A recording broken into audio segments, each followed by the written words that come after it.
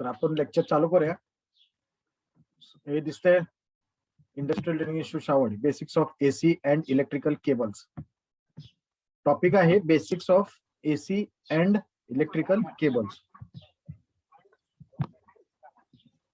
3 नंबरचा टॉपिक आहे. त्याच्यातला पहिला लेसन आपण बघणार आहोत 3.1 इलेक्ट्रिकल टर्म्स. विद्युत अटी. त्यामध्ये उद्दिष्टे काय आहेत पहा. At the end of this lesson, you shall be able to describe electrical charge, potential difference, voltage, current, resistance. Electrical charge बद्दल माहिती तुम्हाला मिळणार आहे. पोटेन्शियल डिफरन्स म्हणजे काय, व्होल्टेज म्हणजे काय, करंट म्हणजे काय आणि रेजिस्टन्स म्हणजे काय. दुसरा उद्दिष्ट असणार आहे explain DC and AC circuit. AC आणि डीसी मधला फरक, एसी म्हणजे काय, डीसी म्हणजे काय. आणि शेवटी आपण बघणार आहोत 3 फेज आणि सिंगल फेज आणि 3 phase system, AC system. Okay, पुढे जाऊया. आता पदार्थाची गुणधर्म, प्रॉपर्टीज ऑफ सबस्टन्सेस. यामध्ये काय म्हणले पहा की आता समजा काय असे पदार्थ आहेत की ज्याच्यामध्ये फक्त अणूचा वापर केला जातो, म्हणजे ऍटम्सचा वापर केला जातो. तर हे जवळपास घट स्वरूपात असतात, सॉलिड स्वरूपात असतात. उदाहरणार्थ अल्युमिनियम, की ज्याच्यातनं प्रवाह वाहू शकतो. हे पदार्थाचे गुणधर्म पहिला पदार्थ आहे. दुसरे काय असतात की ते रेणू, मॉलिक्युल्स, ते लिक्विड फॉर्म मध्ये असतात. उदाहरणार्थ याच्यामध्ये substance made up of molecules only, 2 or more atoms. एकापेक्षा जास्त ऍटमचा वापर करून असे सबस्टन्सेस बनवलेले असतात, पदार्थ बनवलेले असतात आणि हे द्रव स्वरूपात असतात. तर एक्झाम्पल आहे H2O म्हणजेच पाणी. त्याच्यामध्ये तुम्हाला पाणीमध्ये 2H2O म्हणजे 2 ऑक्सिजन, 2 हायड्रोजन आणि 1 ऑक्सिजन या स्वरूपात हे पदार्थ बनवलेले असते. आणि तिसरा आहे आयोन्स, ज्याच्यामध्ये आम्ल, क्षार, अल्क किंवा वायू यांचा विद्युत भारित कण. तर हे सुद्धा जवळपास घट स्वरूपात असते, फक्त याच्यामध्ये प्रवाह वाहू शकत नाही. आणि याचे उदाहरण दिलेले आहे सोडियम क्लोराईड. तर पदार्थांची गुणधर्मामध्ये असे 3 पदार्थचे वेगवेगळे प्रकार मी दाखवलेत. ज्याच्यामध्ये या पदार्थामध्ये ऍटम्स असतात, फक्त ऍटम्स असतात. याच्यामध्ये एकापेक्षा जास्त ऍटम्सचा वापर केलेला असतो. आणि याच्यामध्ये फक्त ऍटम्स नाही, त्यामध्ये आयोन्स असतात, जे आम्ल, क्षार, अल्क किंवा वायू यांचा विद्युत भारित कण असतात. आता याच्यानंतर आपण जे बघणार आहोत की पदार्थ बनवण्यासाठी काय केलं जाते. तर मगाशीच आपण जसं बघितलं की एकापेक्षा जास्त अणूचा वापर करून, ऍटम्सचा वापर करून पदार्थ बनवलेला जातो. तर हा पदार्थ कसा बनवतात, त्याच्यामध्ये हा पदार्थ बनवण्यासाठी एकापेक्षा जास्त अणूचा वापर केलेला आहे. आता हे तुमचे ऍटम्स आहेत वेगवेगळे, ह्याचा एकत्रीकरण करून असा पदार्थ, घट पदार्थ बनवला जातो. आता एकापेक्षा जास्त ऍटम्सच्या साह्याने तुम्ही हे पदार्थ बनवताय. मग एका ऍटम मध्ये काय असतंय, तर एका ऍटम मध्ये ह्या 3 गोष्टी असतात. एक म्हणजे इलेक्ट्रॉन्स, दुसरं असते प्रोटॉन्स आणि तिसरं असते न्यूट्रॉन्स. तर याच्यामध्ये हे जे प्रोटॉन्स आणि न्यूट्रॉन्स असतात, तर ह्याचा तुम्ही अणुरचना बघितली तर याच्यामध्ये कसं आहे की हा जो मध्यभागी आहे, हा मध्यभागी जो आहे त्याला म्हणतात न्यूक्लियस. त्याला न्यूक्लियस म्हणतात. त्या न्यूक्लियस मध्ये प्रोटॉन्स आणि न्यूट्रॉन्स असतात. आणि याच्या भोवती जे कक्ष असतात, ऑर्बिट्स, या कक्षेतून तुमचा इलेक्ट्रॉन्स वाहत असतात. मगाशी तुम्ही बघितलं असेल बघा की हे इलेक्ट्रॉन्स बघा, हे हालचाल करतात इलेक्ट्रॉन्स. तर हे निगेटिव्ह चार्ज इलेक्ट्रॉन्स असतात. त्या अणूची रचना या पद्धतीने असते. म्हणजे हे जे तुम्ही आता बघितलं, तर हे जे ऍटम्स आहेत, तर हे ऍटम मध्ये हे 3 इलेक्ट्रॉन्स, प्रोटॉन्स आणि न्यूट्रॉन्स असतात. तर ही जी रचना या ठिकाणी दाखवलेली आहे, तर याच्या पद्धतीने, अशा पद्धतीने तुमची अणूची रचना असते. तुम्हाला हे अणू कुठे पाहायला मिळतील,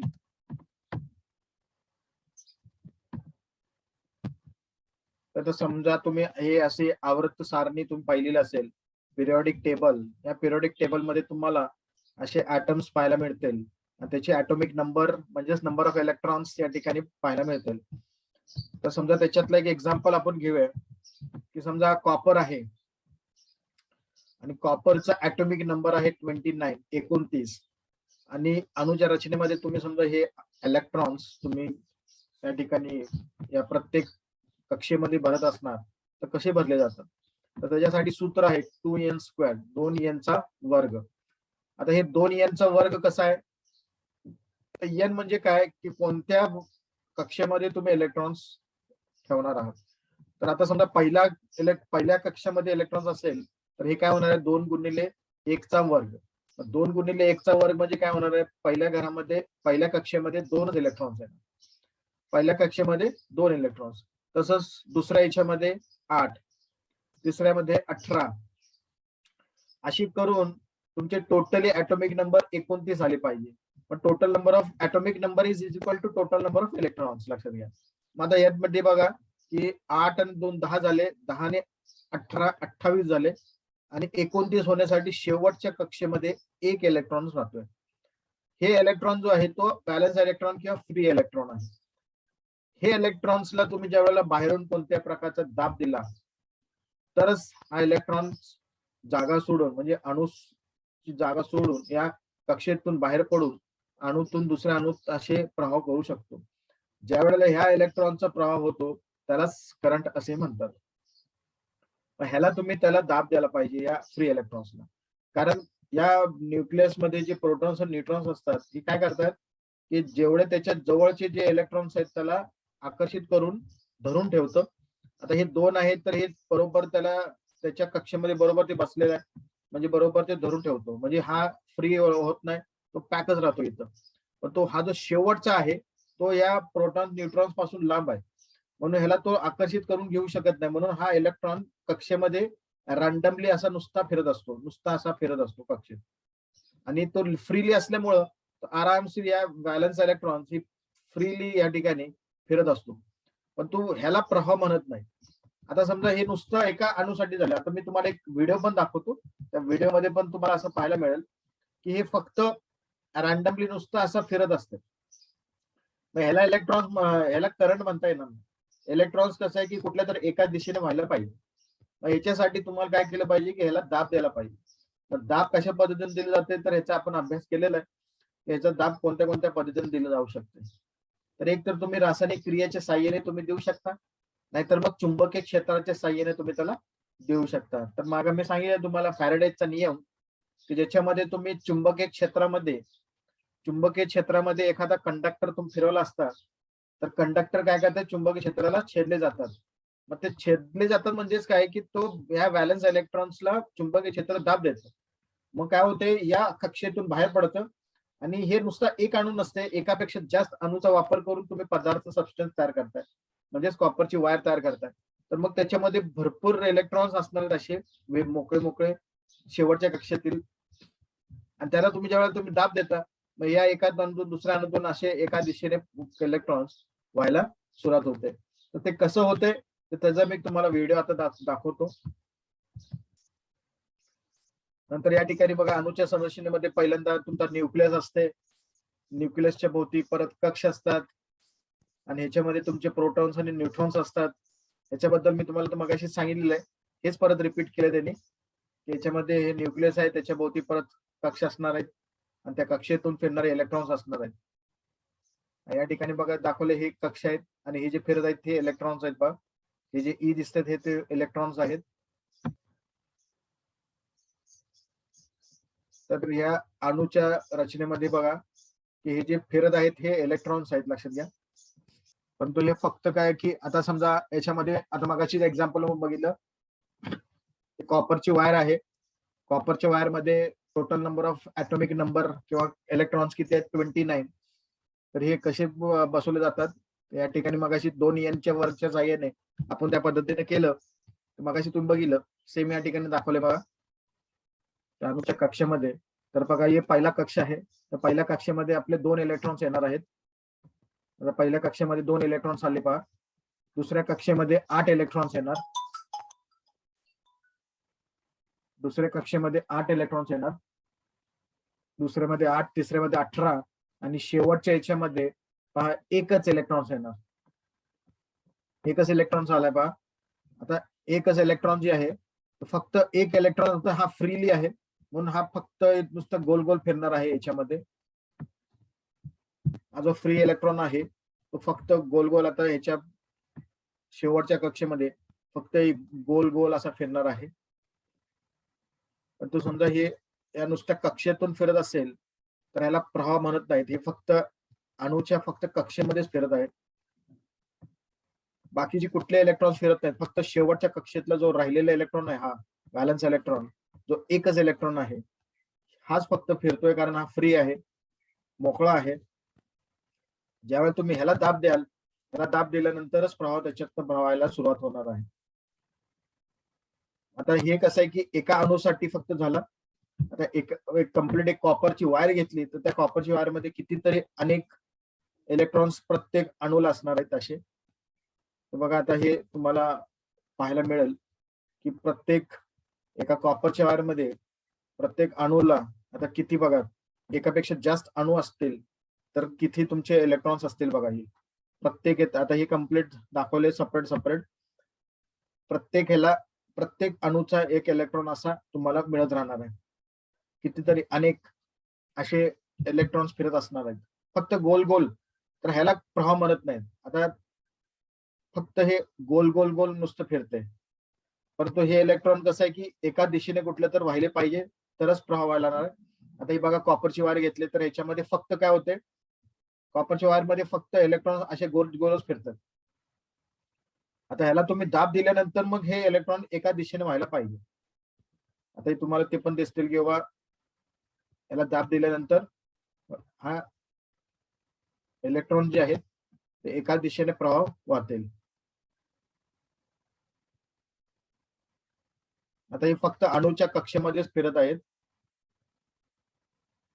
तर ज्यावेळेला तुम्ही बाहेरून त्याला दाब द्याल तर पहा हे एका दिशेने प्रवाह वाहत आहे. हे ज्या वेळेला वाहेल म्हणजेच ह्याला म्हणतात current. The flow of electrons is called as current. तर हे इलेक्ट्रॉनचा प्रवाह होत आहे म्हणून ह्याला करंट असे म्हणतात. अशा पद्धतीने तुमचा इलेक्ट्रॉन्स हालचाल करतात आणि हे चुंबकीय क्षेत्रामध्ये चुंबकीय क्षेत्राच्या साह्याने किंवा रासायनिक क्रियेच्या साह्याने तुम्ही या इलेक्ट्रॉन्सला दाब प्रेशर देऊ शकता. आता ह्याचं प्रेशर पोटेन्शियल डिफरन्स किंवा इलेक्ट्रोमोटिव्ह फोर्स म्हणजे काय ते अजून आपण पुढे त्याचा अभ्यास करणार आहोत. तुम्हाला आता ही आयडिया आली असेल की कशा पद्धतीने हे केलं जातं. तसंच आता समजा बॅटरीचा वापर करून तुम्ही समजा त्याच्यात इलेक्ट्रॉन हालचाल कशी करतात ती पण दाखवली या ठिकाणी. बघा बॅटरी एक जोडलेली आहे, कॉपरची वायर आहे, इलेक्ट्रॉन्स बघा या निगेटिव्ह टोकातून इलेक्ट्रॉन बाहेर आला, ह्याच्यातनं कॉपरच्या वायर मधनं इकडून असा आला आणि इथं पॉझिटिव्ह साईडला पोहोचला. इलेक्ट्रॉन्स इकडून इकडे आला आणि करंट जे आहे पॉझिटिव्ह बाजून निगेटिव्ह साईडला आला.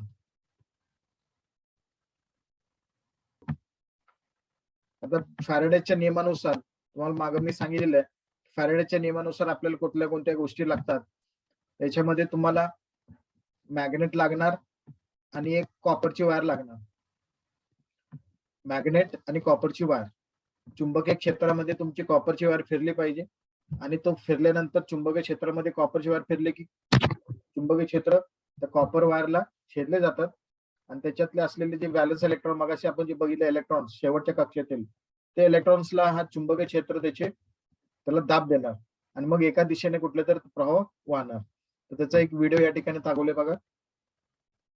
या ठिकाणी बघा फॅरेडेच्या नियमानुसार या ठिकाणी दाखवले बघा. ही कॉपरची वायर आहे, मॅग्नेट आहे, ही मॅग्नेट आहे बघा, ही कॉपरची वायर आहे.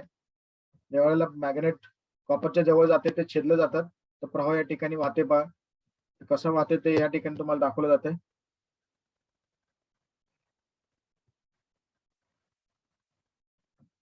आता एवढं आता याच्यामध्ये पहा पार्ट काय असते तर हा तुमचा कॉपरची वायर आहे, ही कॉपरची वायर आहे आणि हे साईडला जे आहे ते मॅग्नेट आहे आणि त्या मॅग्नेट मध्येच तुमचे चुंबकीय क्षेत्र असतात आणि त्या चुंबकीय क्षेत्रामध्ये हे कॉपरची वायर फिरवली जाते.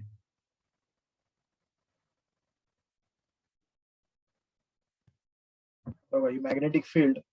आता चुंबकीय क्षेत्र याच्यामध्ये त्या चुंबकीय क्षेत्रामध्ये तुमचा हा कॉपरची वायर फिरवलं जाते आणि मग सप्लाय ज्यावेळेला वीज निर्मिती होते, वीज निर्मिती तुम्हाला या दोन टोकाच्या वायर आउटपुटला तुम्हाला मिळते.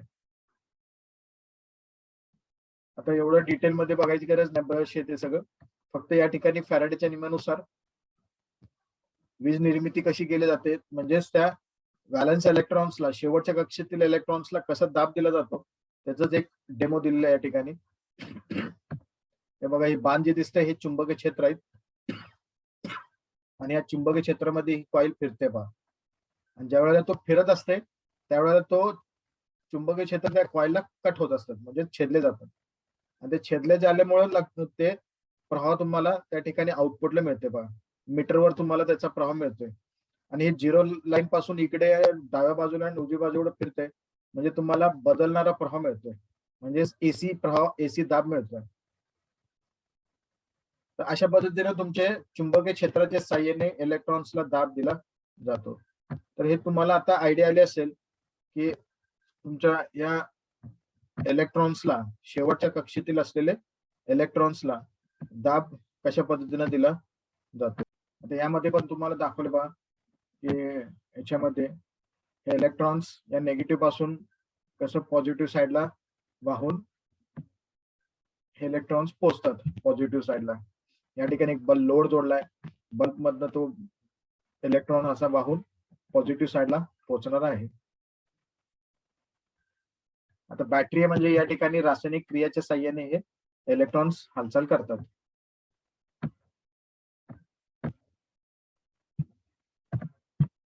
तसंच मगाशी आता तुम्हाला हा व्हिडिओ दाखवला पहा, त्याच्यामध्ये सुद्धा तेच अॅनिमेशन आहे. फॅरेडेच्या नियमानुसार वीज निर्मिती कशी केली जाते, म्हणजेच शेवटच्या कक्षेतील इलेक्ट्रॉन्सला दाब कसा दिला जातो या ठिकाणी दाखवलेला आहे. नेक्स्ट पुढे जाऊया. आता पुढचा टॉपिक आहे इलेक्ट्रिक चार्ज. आता इलेक्ट्रिक चार्ज म्हणजे काय, तर इलेक्ट्रिक चार्ज म्हणजे काय त्याच्यासाठी परत मी तुम्हाला एक व्हिडिओ दाखवतोय पहा. इलेक्ट्रिक चार्ज म्हणजे काय पहा, एक अॅनिमेशन आहे. समजा याच्यामध्ये एक फुगा घेतलाय आणि त्या फुग्याला तुम्ही समजा डोक्यावर असं घासलं तर काय होते पहा, की थोड्या वेळानंतर डोक्यावरचे जे केस आहेत ते फुग्याकडे आकर्षित होतात. या ठिकाणी बघा तुम्हाला दिसत असेल, बघा ते आकर्षित होत आहेत. दोन फुगे घेतले आणि दोन्ही घासले तर ते फुगे दोन्ही एकमेकापासून लांब जातात पहा, लांब गेले. म्हणजे काय होते पहा, की तुम्ही जेव्हा फुगा त्या डोक्यावर तुम्ही घासताय तर त्या ठिकाणी एक प्रकारचा चार्ज तयार होतो, ज्यालाच आपण इलेक्ट्रिक चार्ज म्हणतो. डोक्यावर जी चार्ज तयार होते त्याला म्हणजे द हेअर गॅदर्स पॉझिटिव्ह चार्ज, म्हणजे डोक्यावर, केसावर पॉझिटिव्ह चार्ज तयार होतं आणि फुग्यामध्ये तुमचा निगेटिव्ह चार्ज तयार होतो. फुग्यामध्ये निगेटिव्ह चार्ज होते, म्हणजेच या ठिकाणी केसामध्ये पॉझिटिव्ह चार्ज तयार होते आणि बलून मध्ये, फुगेमध्ये निगेटिव्ह चार्ज तयार होते. हे एक वेगवेगळे चार्ज तयार झाल्यामुळे काय होते, हे एकमेकाला आकर्षित करतात. म्हणून जेव्हा तुम्ही हे घासल्यानंतर जेव्हा तुम्ही केसाजवळ नेता तर केस यायला चिकटतात. तुम्ही त्याचा प्रयोग पण करून बघू शकता. तर ह्यालाच म्हणतात इलेक्ट्रिक चार्ज. पण तो हे कायमस्वरूपी नसते, स्टॅटिक, तात्पुरत्या स्वरूपात हा चार्ज तयार होतो बघा. आणि हे कोणी केलेलं, शोधून काढलेलं बेन फ्रँकलिन यांनी 1707 ते 1790 या दरम्यानचे हे सायंटिस्ट आहेत. बेन फ्रँकलिन यांनी हे असा शोध लावला, इलेक्ट्रिक चार्ज कसा तयार केला जातो. आता ऑपोजिट चार्जेस अट्रॅक्ट, म्हणजेच आता मगाशी सांगितलं मी की पॉझिटिव्ह आणि निगेटिव्ह असेल तरच ते अट्रॅक्शन होणार आहे, आणि दोन्ही पॉझिटिव्ह किंवा निगेटिव्ह असेल तर रिपल होणार, म्हणजेच परावर्तित, लांब जाणार एकमेकापासून. लाईक चार्जेस रिपल, हे एकमेकापासून लांब जाणार. त्याच्यासाठी तुम्हाला अजून एक मॅग्नेट, चुंबकचा व्हिडिओ दाखवतो बघा. एक मॅग्नेट आहे. आता बघा दोन्ही पण एकसारखेच ध्रुव आहेत, तर ते मॅग्नेट बघा एकमेकापासून लांब चाललेत पहा. म्हणजे नॉर्थ आणि साऊथ घेतलं एक साइडला, म्हणजे आता दोन्ही नॉर्थ आहेत, लाल म्हणजे दोन्ही एकमेकापासून लांब चालले, त्याला रिपल्शन म्हणतात. पण वेगवेगळे ध्रुव आले. आता इथं बघा साऊथ आहे, इकडे नॉर्थ आहे, तर हे दोन्ही एकमेकाला बघा चिकटतात. अशा पद्धतीने तुमचं अट्रॅक्शन आणि रिपल्शन केलं जातं. तीच पद्धत तुमच्या सप्लाय मध्ये सुद्धा वापरली जाते, पॉझिटिव्ह आणि निगेटिव्ह. तुमच्या लक्षात आलं असेल की एकसारखी ध्रुव असेल तर ते एकमेकापासून लांब जाणार आहेत, आणि वेगवेगळे ध्रुव असेल, वेगवेगळे पोलॅरिटी असेल तर ते एकमेकाला आकर्षित करणार आहेत. तर तुम्हाला इलेक्ट्रिक चार्ज म्हणजे काय लक्षात आलं असेल आता.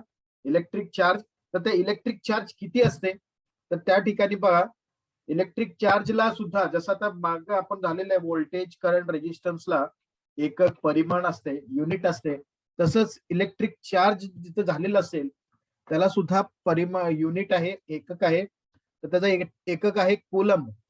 तर किती कुलंब म्हणजेच किती इलेक्ट्रॉन्स. तर समजा it is convenient to define a practical unit called the coulomb as equal to the charge. चार्जचं एकक आहे कुलंब. म्हणजेच तुम्ही चार्ज दाखवायचं असेल तर किती चार्ज झालेला आहे तर त्याची किंमत येणार आहे कुलंब मध्ये. मग किती, तर ते 6.25 गुणिले 10⁻18 इलेक्ट्रॉन्स इतके कुलंब त्या ठिकाणी चार्ज झालेला असते. म्हणजे ही किंमत लक्षात ठेवा, कारण बरेच वेळेला परीक्षेमध्ये सुद्धा विचारलं जाते की एका कुलंब साठी किती इलेक्ट्रॉन्स तयार होतात डायलेक्ट्रिक मटेरियल मध्ये. 6.25 गुणिले 10⁻18 इलेक्ट्रॉन्स, एवढे इलेक्ट्रॉन्स असतात एका कुलंब मध्ये. अशा पद्धतीने तुमच्या एक, आणि हे कोणी शोधून काढलेलं आहे तर त्या सायंटिस्टचं नावच कुलंब आहे, चार्ल्स ए कुलंब. 1736 ते 1806 हे फ्रेंच फिजिसिस्ट होते, शास्त्रज्ञ होते. त्यांनी हे कुलंब चार्जचा जो एकक आहे ते शोधून काढलेला आहे. त्याला क्यू या अक्षराने संबोधले जाते. क्यू म्हणजे चार्ज. पुढे जाऊया. Electrostatic fields. इलेक्ट्रिकल टर्म मधला पुढचा मुद्दा आहे इलेक्ट्रोस्टॅटिक फील्ड्स म्हणजेच विद्युतीय क्षेत्र. आता विद्युतीय क्षेत्र म्हणजे काय, जसं आपण मागच्या तासामध्ये बघितलं की चार्ज म्हणजे काय, इलेक्ट्रिक चार्ज म्हणजे काय. एक एक्झाम्पल देऊन तुम्हाला दाखवलं की डोक्यावर आपण सुद्धा फुगा घासलून घेतला तर फुगेमध्ये आणि आपल्या केसामध्ये वेगवेगळ्या प्रकारचे चार्ज तयार होतात. म्हणजे केसामध्ये पॉझिटिव्ह चार्ज तयार होते आणि तुमच्या बलून मध्ये फुग्यामध्ये निगेटिव्ह चार्ज तयार होते. मग हे चार्ज तयार झाल्यानंतर त्याच्या भोवती विद्युतीय क्षेत्र तयार होतात. आता त्याच्यासाठी तुम्हाला एक व्हिडिओ दाखवतो. तर पहा, आता समजा चार्ज जी आहे एखाद्या वस्तूमध्ये आपण चार्ज केलेला आहे, तो चार्ज केल्यानंतर त्याच्यामध्ये पॉझिटिव्ह टोक आहे, निगेटिव्ह टोक आहे. पॉझिटिव्ह टोक आणि निगेटिव्ह टोकच्या भोवती विद्युत क्षेत्र तयार होतात. जसं आता या ठिकाणी तुम्हाला दिसेल तर हे विद्युत क्षेत्र, असे विद्युत क्षेत्र तयार होतात. जसं आपला चुंबकीय क्षेत्र तयार होतात तसंच विद्युत क्षेत्र तयार होतात. हे विद्युत क्षेत्र कधी तयार होतात, ज्यावेळेला आपण त्याला चार्ज करतो. तर चार्ज म्हणजे काय, आपण मागच्या तासामध्ये बघितलं चार्ज म्हणजे काय. तर चार्ज केल्यानंतर पॉझिटिव्ह टोक आणि निगेटिव्ह टोक मध्ये त्याच्या भोवती असे चार्ज तयार होतात. तर हे कसे तयार होतात, तर त्याची जी डायग्राम आहे आता ते पुढे बघायला मिळेल तुम्हाला अजून. आता या ठिकाणी बघा, हे एक पॉझिटिव्ह चार्ज आहे समजा, किंवा चार्ज केलेले एक वस्तू आहे. तर याच्यामध्ये हे जे भोवती दाखवलेलं आहे हे इलेक्ट्रिक फील्ड आहे, म्हणजे विद्युतीय क्षेत्र आहे. आणि त्या विद्युतीय क्षेत्रामध्ये एखादी निगेटिव्ह किंवा पॉझिटिव्ह क्षेत्र, पॉझिटिव्ह टोक आला किंवा निगेटिव्ह टोक आला तर या ठिकाणी तो आकर्षित किंवा परावर्तित करेल. म्हणजे आता समजा हा पॉझिटिव्ह असेल तर पॉझिटिव्ह असेल तर तो एकमेकापासून लांब जाईल, आणि पॉझिटिव्ह निगेटिव्ह असेल तर तो त्याला आकर्षित करून घेणार. तर ते कसं केलं जातं त्याचं पण तुम्हाला पुढे आता व्हिडिओ पाहायला मिळेल.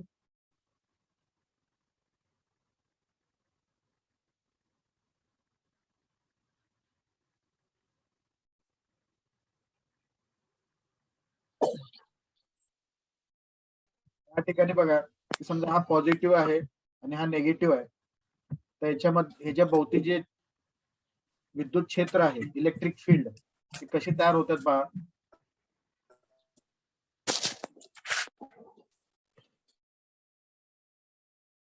त्यावेळेला पॉझिटिव्ह टोक असते, पॉझिटिव्ह टोकाला जे क्षेत्र तयार होतात ते बाहेरच्या दिशेने दाखवले जातात. बाहेरच्या दिशेला क्षेत्र तयार होतात, आणि निगेटिव्हला आतल्या दिशेने विद्युतीय क्षेत्र म्हणजे इलेक्ट्रिक फील्ड आतल्या दिशेने तयार होतात.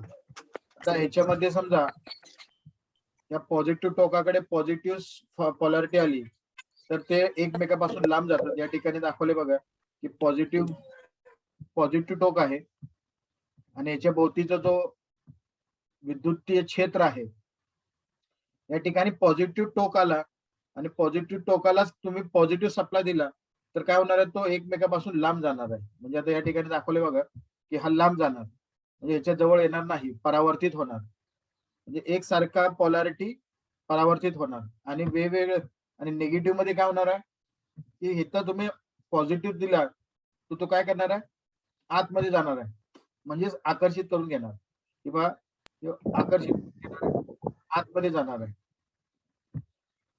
तर हे इलेक्ट्रिक चार्ज मला आयडिया आली असेल की इलेक्ट्रिक चार्ज किंवा विद्युतीय क्षेत्र म्हणजे काय. तसंच तुम्हाला दुसरा एक व्हिडिओ दाखवतो की चुंबकीय क्षेत्र, जसं आता विद्युत क्षेत्र असते तसं चुंबकीय क्षेत्र पण असते. आता चुंबकीय क्षेत्र कशाला असतात मी सांगितलेलं तुम्हाला, मॅग्नेटिक फील्ड कशाला असते त्याचं पण तुम्हाला व्हिडिओ दाखवतो.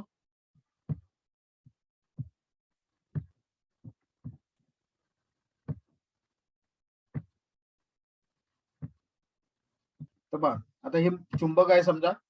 आता चुंबक आहे तर ह्या चुंबकच्या भोवती चुंबकीय क्षेत्र असते. आता या चुंबकीय क्षेत्रामध्ये तुम्ही समजा एखादा लोखंडाची वस्तू आणली, आता इथं खेळा बघा, तर हे कसं आकर्षित करून घेते बघा. तर हळूहळू तुम्ही जेव्हा याला जवळ नेताय तर जवळ गेल्यानंतर एक या ठिकाणी एक अप्रत्यक्ष क्षेत्र म्हणजे चुंबकीय क्षेत्र ह्याला आकर्षित करून घेते. तर आता याच्यामध्ये बघा की कॉन्टॅक्ट फोर्स उपयोगात येते का विदाउट कॉन्टॅक्ट फोर्स. आता या ठिकाणी बघा फोर्स ऑफ अट्रॅक्शन, कशाचा फोर्स ऑफ अट्रॅक्शन आहे तर चुंबकीय क्षेत्राचा आहे, मॅग्नेटिक फोर्स. चुंबकीय क्षेत्राचा फोर्स आहे की तो त्याला आकर्षित करून घेते. मग ते तुम्हाला ऍक्च्युली ते दिसत नसते. मग विदाउट कॉन्टॅक्ट आहे, कॉन्टॅक्ट फोर्स अजिबात त्या ठिकाणी येत नाही, कारण तो तुम्ही डायरेक्टली याला चिकटवत नाही, तुम्ही जवळजवळ नेताय तर हळूहळू ते त्याला चिकटून घेते. आता या ठिकाणी बघा तुम्हाला पाहायला मिळेल की जेव्हा तुम्ही हळूहळू नेताय तर एकदम जवळ आल्यानंतर एक अप्रत्यक्ष चुंबकीय क्षेत्र ह्याला काय करते, डायरेक्ट ह्याला आकर्षित करून घेते. तर ह्याला विदाउट कॉन्टॅक्ट करता हे चिकटून घेत आहे. तर जे न चिकटता ह्याला आकर्षित करून घेते त्या क्षेत्रालाच, ज्या क्षेत्रामध्ये आल्यानंतर ते आकर्षित करून घेतं त्या क्षेत्रालाच चुंबकीय क्षेत्र असे म्हणतात. या ठिकाणी बघा दाखवले की वरच्या बाजूला नेले की खेळा बघा ऑटोमॅटिक वरती जाते. हे चुंबकीय क्षेत्र त्याला वरती घेण्यास भाग पडते आणि त्याला शक्ती देते, एक प्रकारचं चुंबकीय क्षेत्र ह्याला. परंतु ते पण कसं आहे की त्याच्या जवळ आल्यानंतर, म्हणजेच त्याच्या जवळ चुंबकीय क्षेत्र आहेत तेवढ्या याच्यामध्येच तो कार्य करते. म्हणजे चुंबकीय क्षेत्राच्या जवळ आल्यानंतरच तुमचा तो अट्रॅक्शन फोर्स तो कार्य करते. तर ह्यालाच म्हणतात नॉन कॉन्टॅक्ट फोर्स. आणि हे जे पिवळ्या याच्यामध्ये दिसते हेच इनविजिबल फील्ड आहे, जे तुम्हाला दिसत नाहीये, पण तेच चुंबकीय क्षेत्र असतात. तुम्ही त्या चुंबकीय क्षेत्रामध्ये असा टाचणी किंवा खिळा आणला की तो काय करते, आकर्षित करून घेते. हे चुंबकीय क्षेत्र, ह्याला म्हणतात मॅग्नेटिक फील्ड, चुंबकीय क्षेत्र. जसं आता आपण विद्युत क्षेत्र बघितलं तसंच हे चुंबकीय क्षेत्र. आणि हे चुंबकीय क्षेत्र अजून तुम्हाला एक्सप्लेन करण्यासाठी एक एक्झाम्पल दिले बघा की आपण बरेच वेळेला नेट वापरतो. नेटच्या ठिकाणी तुम्ही असे वायफायचा राउटर असते बघा, तर हे समजा वायफाय आहे आणि तुम्ही मोबाईल आणला नेट कनेक्शनसाठी, जेवढं तुमच्या वायफायच्या जवळ तो मोबाईल असेल तेवढीच रेंज त्याला जास्त मिळणार. आता बघा इथं जरा लांब आहे, जेवढं तुम्ही जवळ आणताय तर जास्त प्रमाणात तुम्हाला वायफाय मिळणार आहे आणि मग तुमचा इंटरनेट सुद्धा भरपूर चालणार. अशा पद्धतीनेच हे सुद्धा कार्य करते की तुमच्या मॅग्नेटच्या जवळ, चुंबकच्या जवळच चुंबकीय क्षेत्र असतात. हे स्ट्रॉंग मॅग्नेटिक फील्ड जवळ असतात आणि कमकुवत चुंबकीय क्षेत्र लांब असतात. इथं तुमचं आकर्षित होणार नाही, तुम्ही जेवढं जवळ न्याल तेवढंच ते चुंबकीय क्षेत्र त्याला आकर्षित करून घेणार आहे. तर ह्याला म्हणतात force of attraction of magnetic field. तर तुम्हाला आयडिया आला असेल आता विद्युतीय क्षेत्र आणि चुंबकीय क्षेत्र. तर हे इलेक्ट्रोस्टॅटिक फील्ड हे लक्षात आलं असेल तुम्हाला. आता पुढे जाऊया. तर इलेक्ट्रॉन मुवमेंट हे सगळं झालेलं आहे आपलं. आता बघूया इलेक्ट्रोमोटिव्ह फोर्स, पोटेन्शियल डिफरन्स आणि व्होल्टेज हे काय. तर याच्यासाठी सुद्धा परत आपण व्हिडिओ आता आपण बघणार आहोत पोटेन्शियल डिफरन्स और व्होल्टेज आणि इलेक्ट्रोमोटिव्ह फोर्स और ईएमएफ. तर हे काय आहे ते बघूया आता. तर याच्यासाठी तुम्हाला एक एक्झाम्पल या ठिकाणी दिलेलं आहे, एक प्रयोग केलेला आहे की आपण दोन पाण्याची बॉटली घेतली बघा. एक बॉटल ए आहे, दुसरा बॉटल बी आहे. बॉटल ए मध्ये पाणी जास्त आहे, बॉटल बी मध्ये पाणी एकदम कमी आहे. म्हणजे पाणी एवढंच आहे, बॉटल ए मध्ये पाणी जास्त आहे पहा. आणि या ठिकाणी बघा या दोन्हीच्या मध्ये एक पाईप जोडणार आहोत आपण. हे पहा,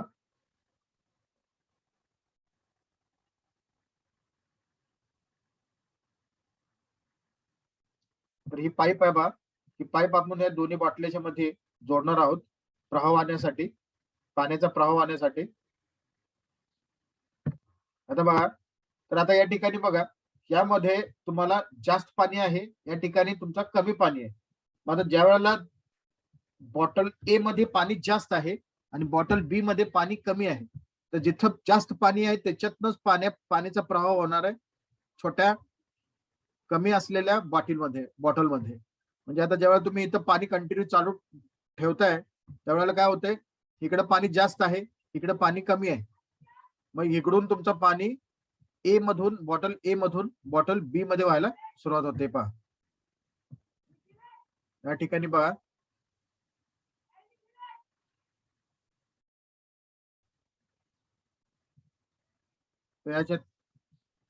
या ठिकाणी बघा तुम्हाला दिसत असेल पाणी या ठिकाणी बघा वाहत आहे.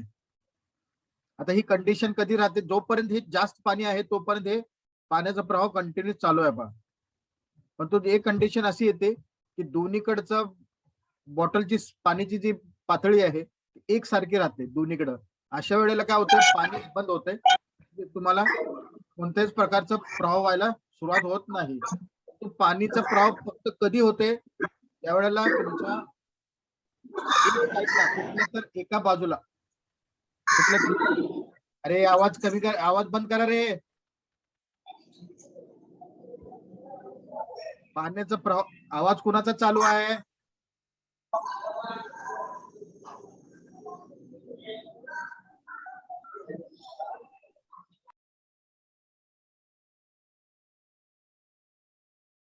आता या ठिकाणी बघा, एक बॉटल मध्ये पाणी जास्त पाहिजे आणि दुसऱ्या बॉटल मध्ये पाणी कमी पाहिजे, तरच काय होणार आहे, पाण्याचा प्रवाह होणार आहे.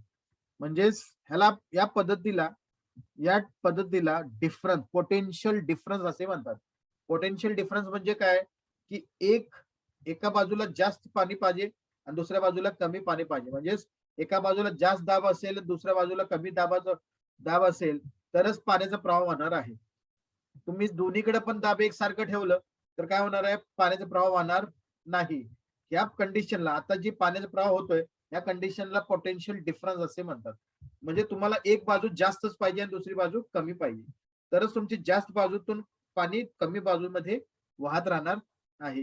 हीच सेम कंडिशन आपल्या प्रवाहामध्ये पण होतं की जिथं तुमचा जास्त दाब असेल तर तो कमी दाबाच्या तिकडं पाण्याचा प्रवाह किंवा करंटचा प्रवाह किंवा इलेक्ट्रॉनचा प्रवाह वाहणार आहे.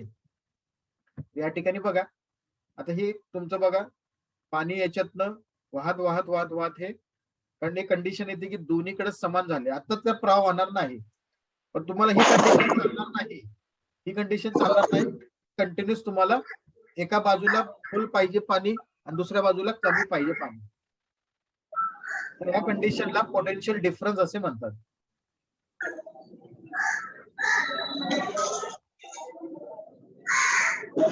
पोटेन्शियल डिफरन्स असे म्हणतात.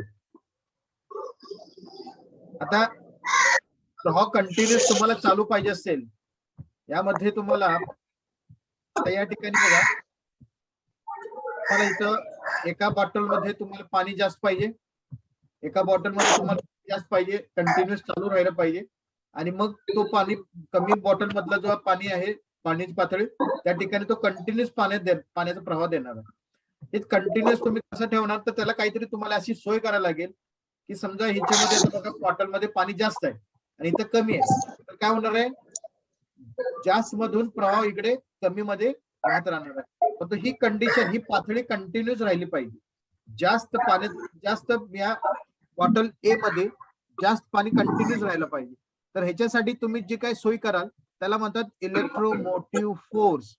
इलेक्ट्रोमोटिव्ह फोर्स हे इलेक्ट्रोमोटिव्ह फोर्सची सोय केली म्हणजे तुम्ही कंटिन्यू ह्याच्यात पाणी वतत राहिला तर ह्याची पातळी जास्त राहणार आहे, ह्याची पातळी कमी राहणार आहे. मग ज्यावेळेला तुमची बॉटल ए मध्ये पातळी जास्त राहील तर कंटिन्यूस पाण्याचा प्रवाह कंटिन्यूस राहणार आहे. तर हे तुम्ही एक सर्किट मध्ये आपण बघा याचा एक्झाम्पल आपल्या इलेक्ट्रिक सर्किट मध्ये. तर आता ह्या इलेक्ट्रिक सर्किट मध्ये बघूया आता या ठिकाणी बघा एक सर्किट जोडलेलं आहे. याच्यात एक 9 व्होल्टची बॅटरी आहे, त्याचा वाहणारा प्रवाह आहे 3 अँपिअर आणि ह्याला जोडलेलं एक रेझिस्टर 3 ओहम्स.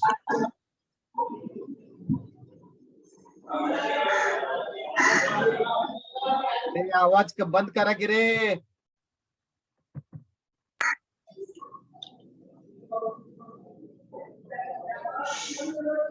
अंबोर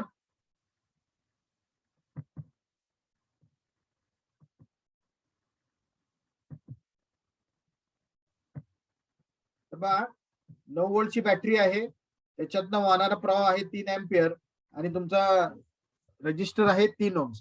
आता या ठिकाणी बघा इथं परत जसं मगाशी आपण बघितलं बॉटल ए टू बॉटल बी, तर बॉटल ए मधून प्रवाह होणार आहे बॉटल बी मध्ये. तर तुमचा 9 व्होल्टची बॅटरी आहे. आता 9 व्होल्टची बॅटरी काय काम करते तर हे काम 9 व्होल्ट बॅटरी ईएमएफचं काम करते, इलेक्ट्रोमोटिव्ह फोर्सचं काम करते. म्हणजे हा काय करते कंटिन्यूस ह्याला दाब देते तुमच्या बॉटल ए टू बॉटल बी मध्ये प्रवाह वाहण्यासाठी. म्हणजे इलेक्ट्रोमोटिव्ह फोर्स हा आहे तो काय करते 9 व्होल्ट सप्लाय देते ह्याला म्हणजेच दाब देते, व्होल्टेज देते. व्होल्टेज दिल्यानंतर इथं पोटेन्शियल डिफरन्स तयार होते, म्हणजे इथं जास्त दाब आहे इथं कमी दाब आहे. मग जास्त दाब इकडून येण्यानंतर जास्त दाब इकडून आल्यानंतर कमी दाबातून काय होणार आहे जास्त दाबातून कमी दाबामध्ये प्रवाह होणार. कसं होणार बघा आता या ठिकाणी बघा तुम्हाला इलेक्ट्रॉन्स दिसतील इथं, इथे बघा आला. आता इकडून काय होणार आहे हा जाणार इकडून असा प्रवाह इकडून ए मध्ये, आता जास्त दाबातून तो कमी दाबामध्ये येणार इकडे आणि इकडून कम्प्लीट इथं निगेटिव्ह साईडला पोहोचणार. पॉझिटिव्ह साईड मधून तो प्रवाह तुमचा हा निगेटिव्ह साईडला येणार आहे. त्या ठिकाणी बघा हा इकडं निगेटिव्ह साईडला पोहोचला आहे. तर तुमच्या लक्षात आलं असेल बघा की पोटेन्शियल डिफरन्स म्हणजे काय, व्होल्टेज म्हणजे काय आणि इलेक्ट्रोमोटिव्ह फोर्स म्हणजे काय. तर याच्यामध्ये लक्षात ठेवा की तुमचा जो पोटेन्शियल डिफरन्स जे मी तुम्हाला बॉटल दाखवलं तर हे तर जास्त पाणी आहे इकडे कमी पाणी आहे, ह्याला म्हणतात पोटेन्शियल डिफरन्स. फरक म्हणजे दोन्ही दाबामधला फरक. जिथं जास्त दाब आहे आणि जिथं कमी दाब आहे तर जास्त दाबातून कमी दाबामध्ये प्रवाह वाहणार आहे, ह्याला म्हणतात पोटेन्शियल डिफरन्स किंवा व्होल्टेज.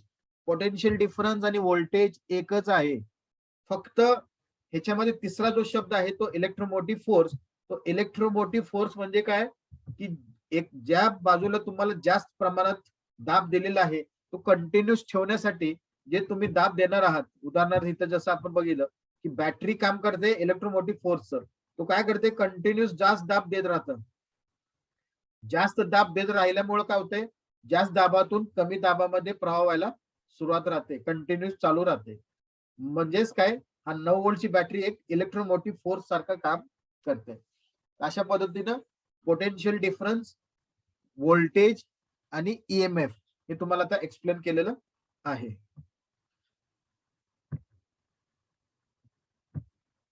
आता पुढे जाऊया.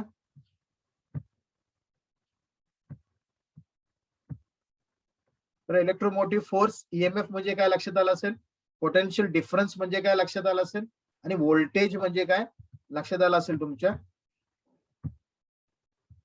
आता पुढे जाऊया. आता सप्लायचे प्रकार. तर टाइप्स ऑफ इलेक्ट्रिसिटी. तर इलेक्ट्रिसिटी मध्ये दोन प्रकार आहेत, alternating current supply generally known as AC supply आणि डायरेक्ट करंट म्हणजे generally known as DC supply. तर याचे दोन्हीचे जे फरक आहे ते आपण पुढं अभ्यास करूया त्याचा. आता एसी आणि डीसी. एसी म्हणजे अल्टरनेटिंग करंट आणि डीसी म्हणजे डायरेक्ट करंट. अल्टरनेटिंग करंट म्हणजे बदलणारा प्रवाह आणि डायरेक्ट करंट म्हणजे एकाच दिशेने वाहणारा प्रवाह. डायरेक्ट करंट एकाच दिशेने वाहणार आहे पण तो एसी करंट जे आहे ते दोन्ही दिशेने वाहत असते, पॉझिटिव्ह साईड आणि निगेटिव्ह साईडला सुद्धा. ते कसं असते पॉझिटिव्ह निगेटिव्ह पुढे मी तुम्हाला दाखवणार आहे. आता अल्टरनेट करंट दर्शवण्यासाठी तुम्ही ह्या पद्धतीनं चिन्ह दाखवलं जातं आणि डीसी साठी तुम्हाला असं अधिक वजा चिन्ह दाखवून तुम्हाला असं, आता हे तुम्ही असं दाखवलंय तर ह्याला म्हणतात सिंगल सेल, आणि ह्याच्यापेक्षा एकापेक्षा जास्त सेल असतील तर त्याला म्हणतात बॅटरी. मल्टिपल सेल्स, एकापेक्षा जास्त अनेक सेल्स असतील तर त्याला बॅटरी म्हणतात. त्या वेळेला अशा पद्धतीनं सुद्धा चिन्ह दाखवलं जाते डायरेक्ट करंट साठी. तर हे डायरेक्ट करंट आला, हा तुमचा अल्टरनेटिंग करंट आला. नंतर दुसरा मुद्दा आहे, एसी मध्ये फ्रिक्वेन्सी आहे, डीसी मध्ये फ्रिक्वेन्सी नाही. आता ही फ्रिक्वेन्सी म्हणजे काय, तर फ्रिक्वेन्सी म्हणजे एका सेकंदात पूर्ण होणाऱ्या सायकलला फ्रिक्वेन्सी असे म्हणतात. मग ही फ्रिक्वेन्सी म्हणजे काय, तर हे बघा, हे असं सायकल असते, हे असते एसीचं सायकल. तुमचा जो ह्या पॉइंट पासून ते इथं एंड झाला तर ह्याला म्हणतात एक सायकल. असा सायकल एका सेकंदात पूर्ण होणाऱ्या सायकलला फ्रिक्वेन्सी असे म्हणतात. त्याला फ्रिक्वेन्सी कॅल्क्युलेट करण्यासाठी फॉर्म्युला असतो F is equal to 1/t. F is equal to 1/t. T म्हणजे वेळ, टाइम. टाइम काय, तर ह्या एका सायकलला लागणारा वेळ, हा वेळ इथं लावला तुमची फ्रिक्वेन्सी हर्ट्स मध्ये. हर्ट्स हे फ्रिक्वेन्सीचा एकक आहे, फ्रिक्वेन्सीचा एकक आहे हर्ट्स. हर्ट्स मध्ये तुमची ही फ्रिक्वेन्सी कॅल्क्युलेट केली जाते. मग एसी मध्ये असं सायकल तयार होते, डीसी मध्ये कोणत्याही प्रकारचं असलं सायकल नसते, म्हणून फ्रिक्वेन्सी नसते. डीसी मध्ये फ्रिक्वेन्सी नसते, एसी मध्ये फ्रिक्वेन्सी असते. तर हे फरक आहे दुसरा.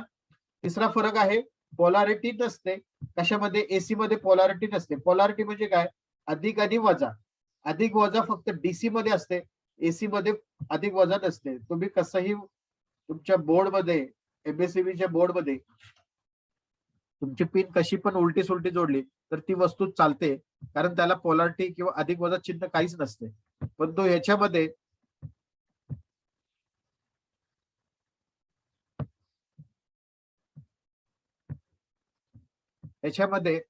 डीसी मध्ये अधिक वजा चिन्ह असते. आता याच्यासाठी तुम्हाला एक्झाम्पल पुढे कळेल की आता याच्यामध्ये पहा की तुमचा बोर्ड जो असतो, तो बोर्डला इथं तुमचं काय अधिक वजा चिन्ह काय नसते, पण तू बॅटरीला तुम्हाला अधिक वजा चिन्ह असतात. ह्या सेल्स बॅटरी जी असतात त्याला अधिक वजा चिन्ह असतात डीसी मध्ये. एसी मध्ये कोणताही अधिक वजा चिन्ह नसते.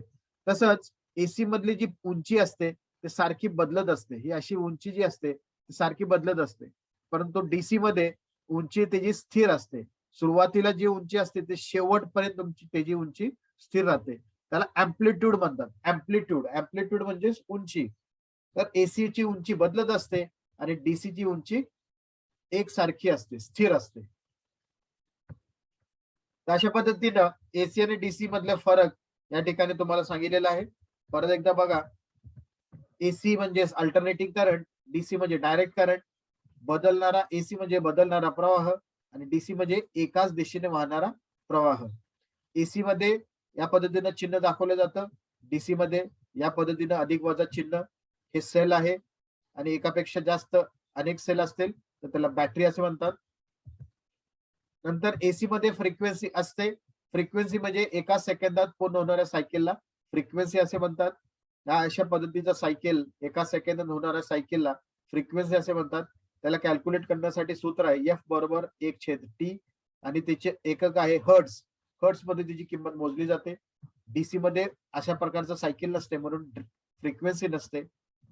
एसी मध्ये पोलॅरिटी नसते. पोलॅरिटी म्हणजे अधिक वजा चिन्ह नसते आणि डीसी मध्ये अधिक वजा चिन्ह असते. एसी मध्ये उंची अँप्लिट्यूड बदलत असते आणि डीसी मध्ये उंची एक सारखीच असते. आणि उदाहरणात देण्यात जायचं म्हणलं तर एसी मध्ये उदाहरण जे आहे ते आपल्या घरामध्ये जे आपण एमएससीबीचा सप्लाय वापरतो तो एसीचा सप्लाय, आणि डीसी साठी तुमची बॅटरी सेल जे आपण घरामध्ये वापरतो. टॉर्च मध्ये हे सेल्स वापरले जातात, मोबाईल्स मध्ये बॅटरी असते, तर त्या ठिकाणी त्याला अधिक वजा चिन्ह दिलेले असते. तर तो डायरेक्ट करंट. अशा पद्धतीने दोन प्रकारच्या सप्लायचा अभ्यास आपण केलेला आहे. पुढे जाऊया. आता आपण बघूया, आता हे पोटेन्शियल डिफरन्स हे सगळं तुमच्या लक्षात आलं असेल. आता आपण बघूया की सिंगल फेज आणि 3 फेज सिस्टम म्हणजे काय. त्याच्या अगोदर एसी मधले काय मुद्दे आहेत. आता एसी मधला जो साइन वेव्ह आहे किंवा तुमचा जो सायकल आहे त्या सायकलची रिलेटेड काय टर्म्स आहेत तर ते मुद्दे पहा. तर या ठिकाणी बघा, ही सायकल आहे समजा, कंप्लीट एक सायकल. तर या कंप्लीट एक सायकल मध्ये काय गोष्टी, काय मुद्दे असतात पहा. तर या ठिकाणी बघा, हा कंप्लीट इकडून ते इथपर्यंत हा तुमचा काय आहे, तुमचा एक पिरियडिक टाइम, म्हणजे एका सायकलला लागणारा वेळ, आणि त्याच्यामध्ये ह्याची उंची पाहिली, या पॉइंट पासून तर या पॉइंट पर्यंत, त्याला म्हणतात peak to peak value, peak to peak, V, peak to peak voltage. म्हणजे इकडून ते इथपर्यंत त्याला पीक टू पीक व्होल्टेज म्हणतात. तसंच झिरो लाईन पासून, आता ही जी लाईन आहे ह्याला म्हणतात सेंटर लाईन किंवा झिरो लाईन. ह्या झिरो लाईन पासून वरती पॉझिटिव्ह साईड असते, झिरो लाईनच्या खाली निगेटिव्ह साईड असते. मगाशी मी सांगितलेलं बघा, की बदलणारा प्रवाह दोन्ही बाजूने वाहत असते, पॉझिटिव्ह साईडला सुद्धा आणि निगेटिव्ह साईडला सुद्धा. झिरो लाईनच्या वरच्या बाजूला असते पॉझिटिव्ह साईड, झिरो लाईनच्या खालच्या बाजूला असते निगेटिव्ह साईड. आता वरच्या बाजूला इथं काय दाखवले पहा, की या पॉइंटला, म्हणजे प्रवाहाच्या दाबाच्या ह्या पॉइंटला ऍव्हरेज व्हॅल्यू म्हणले व्ही बरोबर काय, व्ही पीक गुणिले 0.3637. आता हे पीक ए म्हणजे काय पहा, तर पीक व्होल्टेज. पीक व्होल्टेज म्हणजे कुठला, झिरो लाईन पासून ते इथपर्यंत, याला म्हणतात व्ही पीक किंवा व्ही मॅक्स. व्ही पीक किंवा व्ही मॅक्स. तर ऍव्हरेज व्हॅल्यू, इथली जी ऍव्हरेज व्हॅल्यू आहे, ही जे डॉटेड लाईन्स मध्ये दाखवले या ठिकाणी, तर तिची किंमत किती आहे, व्ही पीक गुणिले 0.3637. तसंच वरच्या बाजूला जरा अजून वरती गेला तर तिथे एक आरएमएस व्हॅल्यू आहे. आरएमएस व्हॅल्यू म्हणजे काय, व्ही आरएमएस बरोबर व्ही पीक गुणिले 0.707. अशा पद्धतीनं काही मुद्दे या ठिकाणी या साईन वेव्ह किंवा एसीच्या स्वरूप, एसीच्या मध्ये तुम्हाला या ठिकाणी किमती पाहायला मिळत आहे. तर हे सुद्धा तुमचे मुद्दे लक्षात असले पाहिजेत, या साईन वेव्हशी रिलेटेड किंवा एसीशी रिलेटेड. पुढे जाऊया.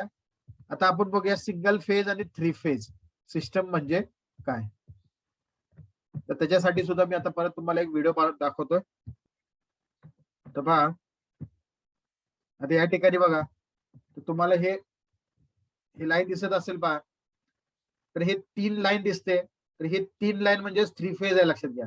1 2 3 RYB हे थ्री फेज ची लाईन आहे. ही टॉवर लाईन तुम्ही अशी बाहेर बघितलेली असतील, तर हे थ्री फेज सप्लाय आहे, लक्षात घ्या. काय काय वेळेला अशी 4 पण लाईनी असतात, 4 लाईनी असतात. तर या ठिकाणी थ्री फेज प्लस एक न्यूट्रलची लाईन असते, RYB, आणि खालची जी लाईन असते ते न्यूट्रलची असते. आता या ठिकाणी बघा, ही जी पांढरं दिसते हे तुमचं ट्रान्सफॉर्मर असते. ट्रान्सफॉर्मरच्या सेकंडरीला स्टार कनेक्शन असते. स्टार कनेक्शन मध्ये 4 वायरी बाहेर पडत असतात, RYB, आणि चौथं जे असते ते तुमचा न्यूट्रल असते. ते कसं असते ते पुढे तुम्हाला डायग्राम मध्ये पाहायला मिळणार आहे. तर हे लक्षात ठेवा की हे थ्री फेजच आहे, फक्त एक एक्स्ट्रा या ठिकाणी न्यूट्रलची वायर पण या ठिकाणी जोडलेली आहे. आता या ठिकाणी बघा, आता हे सिंगल लाईन आहे, तर ही सिंगल लाईन म्हणजे तुमची सिंगल फेज आहे. आता एकच लाईन आहे म्हणजे सिंगल फेज आहे. काय काय वेळेला 2 पण वायरी असतात. आता पुढे बघायला मिळेल तुम्हाला 2 वायरी. या ठिकाणी बघा, आता इथं समजा सिंगल टॉवर आहे किंवा सिंगल वायर आहे, सिंगल फेज आहे. या ठिकाणी 2 वायरी दाखवलेत या ठिकाणी ट्रान्सफॉर्मरच्या आउटपुटला. तर एक तुमचा फेज आहे, दुसरा न्यूट्रल आहे. आता 2 वायरचे पण असतात टॉवर, हे पण पुढे बघायला मिळेल. हे पहा, तर हे सिंगल फेज आहे, एक फेज आणि दुसरा न्यूट्रलची लाईन आहे. एक फेजची आहे, दुसरा न्यूट्रलची लाईन आहे. तुम्हाला आता सिंगल फेज ह्या थ्री फेज मधनं पाहिजे असेल, तर तुम्ही ह्या थ्री फेज मधनच तुमचा सिंगल फेज दिला जातो. या थ्री फेज मधला कोणताही एक फेजचा वापर करून तुमचा थ्री फेज तयार केला जातो. तर ते कसा तयार केला जातो ते पण पुढे तुम्हाला पाहायला मिळेलच.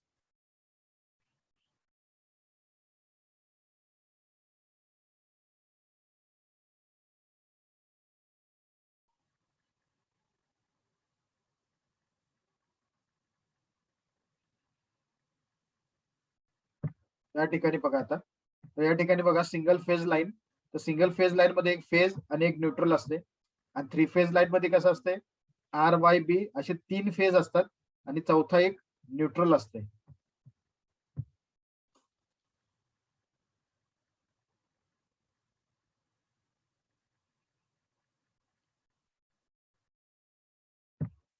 आता यामध्ये सिंगल फेज लाईन अशी सेपरेट काय नसते, जेव्हा वीज निर्मिती होत असते, 3 फेज लाईनचीच वीज निर्मिती होत असते. तुम्हाला सिंगल फेज ह्या 3 फेज मधनच मिळत असते.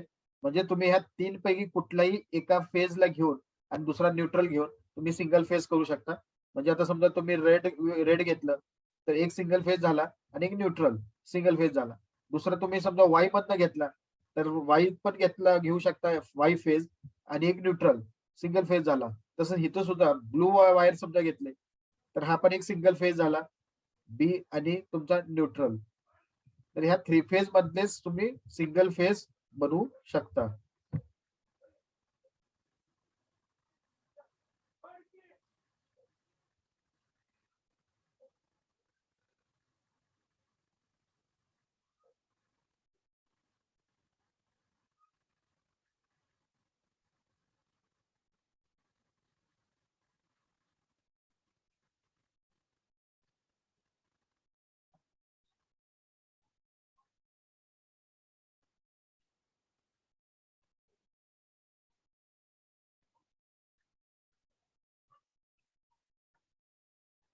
सिंगल फेज मध्ये, फेज आणि न्यूट्रल मध्ये तुम्हाला किती व्होल्टेज मिळते? 230 व्होल्ट सिंगल फेज साठी. आणि 3 फेज मध्ये कशी मिळतात पहा. तर मगाशी मी तुम्हाला बघा, ट्रान्सफॉर्मरच्या सेकंडरीला स्टार कनेक्शन असते, तर त्याच्यामध्ये तुम्हाला 4 वायरी मिळतात पहा. 1, 2, 3 आणि 4. म्हणजे 3 फेज आणि एक न्यूट्रलची वायर. हे जे मध्ये तिन्ही एकत्र करून हे मध्ये जे कनेक्शन झालेलं आहे, तर तो कनेक्शन म्हणजे तुमचा न्यूट्रलचा कनेक्शन आहे. आणि मग हा फेज, रेडचा एक फेज आहे, ब्लूचा एक फेज आहे आणि इथं येलोचा एक फेज आहे. तर R/B 3 फेज आणि हा तुमचा न्यूट्रल. मग या ठिकाणी बघा की आता तुम्हाला व्होल्टेजेस कुठे कुठे कसे कसे मिळतात पहा. की आता समजा तुम्ही न्यूट्रल आणि फेज धरलं, न्यूट्रलचा टोक आणि फेजचा एक टोक धरला, तर तुम्हाला 240 व्होल्ट मिळणार आहे. कुठलाही एक फेज आणि न्यूट्रल धरलं, म्हणजे आता रेडचा फेज घेतला आणि न्यूट्रल घेतलं, 240 व्होल्ट मिळणार आहे. न्यूट्रल आणि तुमचा हा दुसरा फेज घेतला, तर तुम्हाला 240च मिळणार आहे. परत न्यूट्रल आणि तिसरा फेज घेतला, तर तुम्हाला 240. तर ह्याच्यातलाच एक फेज घेऊन तुम्ही सिंगल फेज कन्वर्ट करू शकता. म्हणजे ह्याच्यातलाच 3 फेज मधलाच तुमचा सिंगल फेज आपल्या घरामध्ये दिलेलं असतं, एक फेज घेऊन.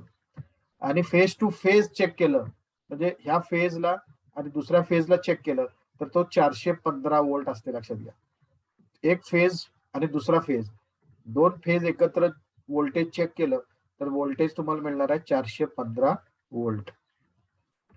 तर हे 3 फेज सिस्टम, हे सिंगल फेज सिस्टम आहे आणि हे 3 फेज सिस्टम आहे. या ठिकाणी सायकल दाखवले बघा. सिंगल फेज मध्ये एक सिंगल सायकल असते. 3 फेज मध्ये तुम्हाला 3 फेजला 3 सायकल असणार आहे. तर हे R/B चे 3 सायकल या ठिकाणी दाखवले बघा. 1, 2 आणि हे 3 असे 3 सायकल 3 फेज साठी दाखवलेले आहे. सिंगल फेज लाईन मध्ये single phase connection cannot handle heavy load. जे जास्त लोड असेल, हेवी लोड जे असतील, ते हेवी लोड म्हणजे किती? 5 किलो वॅट पेक्षा जास्त. आता 5 किलो वॅट पेक्षा जास्त तुमचा लोड असेल, तर तो सिंगल फेज पेलू शकत नाही. मग 5 किलो वॅट पेक्षा कमी असलेला पॉवर आहे, त्या ठिकाणी सिंगल फेजचा वापर केला जातो. आणि 3 फेज कधी, ज्यावेळेला तो हेवी लोड म्हणजे 5 ते 7 किलो वॅट पर्यंत लोड असेल, त्या ठिकाणी कारखान्यामध्ये जास्त करून 3 फेजचा वापर केला जातो. आणि तुम्ही बघितलं असेल, पिठाची गिरणी जास्त प्रमाणात तुम्हाला पीठ दळण्यासाठी जी पिठाची गिरणी असतात, तर ते सिंगल पेज ऐवजी 3 पेजचा वापर केलेला असते. कारण त्या ठिकाणी मोटर्स असतात, हेवी मोटर्स असतात आणि त्याचा किलोवॅट पॉवर रेटिंग जी असते ते जास्त असते. तर 5 ते 7 किलोवॅट असेल, तर ते 3 फेज सप्लाय वापरला जातो. आणि 5 किलोवॅट पेक्षा कमी असलेला लोड असेल, तर त्या ठिकाणी सिंगल फेजचा वापर केला जातो. तर आपल्या घरामध्ये मोस्टली सगळे सिंगल फेजचेच लोड असतात, की जे 5 किलोवॅट पेक्षा कमी असतात. आणि कारखान्यामध्ये लोड जास्त असतो, मोठे मोठे मशीन्स असतात, फिरणारे मोटर्स असतात, त्याला तिथं तुम्हाला शक्ती जास्त असले, पॉवर जास्त लागते, म्हणून त्या ठिकाणी 3 फेज सप्लायचा वापर केला जातो. अशा पद्धतीनं आपण सिंगल फेज सिस्टम आणि 3 फेज सिस्टम सप्लाय, सिंगल फेजला किती असते, 3 फेज सप्लाय किती असतो, हे त्याचा अभ्यास केलेला आहे. तसंच व्होल्टेज म्हणजे काय,